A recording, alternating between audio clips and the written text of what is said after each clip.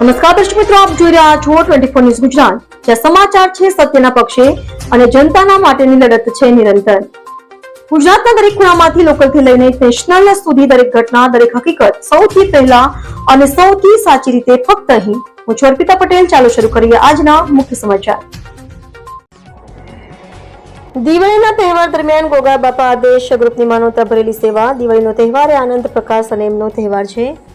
દરેક વ્યક્તિ પોતપોતાના પરિવારમાં ખુશીઓ મનાવવામાં વ્યસ્ત હોય છે. નવી વસ્ત્રો, મીઠાઈ અને ભેટોના આનંદમાં ગરકાવ હોય છે.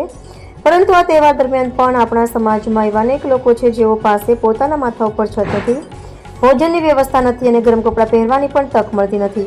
આવી જ વેળાએ ગોગા બાપા આદેશ ગ્રુપે સાચી માનવતાનું ઉદાહરણ પૂરું પાડ્યું છે. દિવાળીના પાવન પ્રસંગે આ ગ્રુપે રસ્તાઓ પર ભટકતા ભિક્ષુકો અને જરૂરિયાતમંદ લોકોને શોધીને તેમને નવરાવી દવડાવ્યા છે. સ્વચ્છ કપડાં પહેરાવી અને પ્રેમપૂર્વક ભોજન કરાવ્યું. આ સેવા માત્ર ખોરાક અને કપડાં પૂરતી નથી, પરંતુ એક માનવીય સંવેદના અને પ્રેમનો સંદેશ છે. આ સેવા કાર્યના મુખ્ય શિલ્પી જીવાભાઈ ભરવાડ, લક્ષ્મણભાઈ વાણંદ અને તેમની પૂરી ટીમે આ કાપી જિલ્લામાં નોંધપાત્ર સેવા આપીને માનવતાનું ઉત્તમ ઉદાહરણ પૂરું પાડ્યું છે.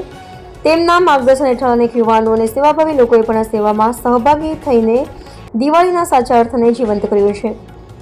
આ સેવા અભિયાનથી અનેક ભિક્ષુકો અને નિરાધાર લોકોમાં આનંદ છવાઈ ગયો છે. તેમના ચહેરા પર દેખાતા ખુશીના ઝલકથી ગોગા બાપા આદેશ ગ્રુપની આ પહેલને અનેક લોકોએ વખાણી છે. સામાજિક સેવા ક્ષેત્રે આ ગ્રુપે જે ઉત્તમ ઉદાહરણ પૂરું પાડ્યું છે તે અન્ય સંસ્થાઓ માટે પણ પ્રેરણા સ્ત્રોત બની શકે છે.